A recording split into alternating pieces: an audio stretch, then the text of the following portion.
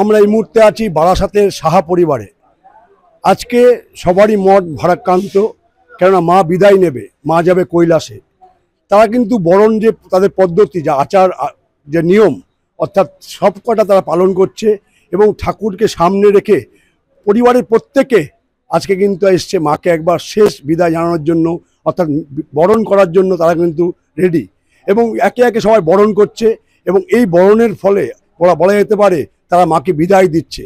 এই পরিবারের বলা যেতে পারে যে কদিন 5 দিন পুজো ছিল, একটা মিলিত হয়ে তারা কিন্তু এক এক পক্ষে খাওয়া দাওয়া থেকে শুরু করে অন্য অন্য যা অনুষ্ঠান ছিল সবটাই তারা পার্টিসিপেট করেছে এবং সেই পুজোকে কেন্দ্র করে একটা মিলন উৎসব হয়েছিল এবং এই মিলন উৎসবে যার মূল দায়িত্ব ছিল অর্থাৎ পিউ সাহা, তাকে আমরা পেয়ে গেছি, তার সঙ্গে কথা বলে নেব। এই কদিন আপনি কিভাবে কাটালেন?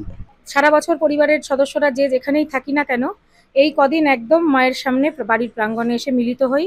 প্রচণ্ড আনন্দ হয়, মানে বলার মতো না। 5 দিন যেন আমরা সারা বছরটাকে বাঁচি আর কি, এই 5টা দিনের মধ্যে দিয়ে খাওয়া দাওয়া, আনন্দ, আড্ডা এবং মায়ের পুজোর কাজ গোছানো, নিয়ম নিষ্ঠা সহকারে মায়ের ভক্তি সহকারে মায়ের যা যা উপাচার পুজোর সেগুলো অ্যারেঞ্জ করা এবং ঠিকঠাকভাবে নিষ্ঠা সহকারে পূজা সব উপাচার তৈরি করা এবং মাকে পূজা দেওয়া, অঞ্জলি দেওয়া, নৈবেদ্য মাকে সাজিয়ে দেওয়া, তারপর সেই প্রসাদ নিজেরা ভাগ করে খাওয়া, সব কিছুর মধ্যে দিয়ে মানে প্রচণ্ড আন্তরিকতা এবং ভালোবাসা নিয়ে আমরা সংসারে আমাদের পরিবারের সদস্যরা সবাই মিলে এটা এনজয় করি। আমার এবং সব থেকে বড় কথা, আমার স্ত্রী ডাক্তার পিউ সাহার ইচ্ছে ছিল যে মায়ের পুজো আমরা বাড়িতে করব, কিন্তু বললেই তো হয় না, মা না চাইলে কখনো মায়ের পুজো করা হয় না, এটা আমরা বিশ্বাস করি।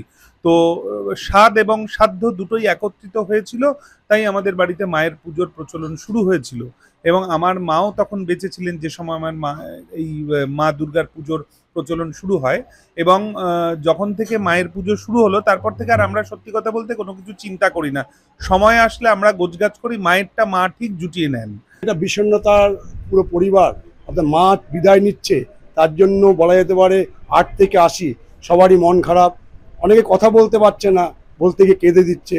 অর্থাৎ মা কিন্তু চলে গেলে আবার সামনের বছর মা আসবেন, এটারও তারা প্রতিজ্ঞাবদ্ধ।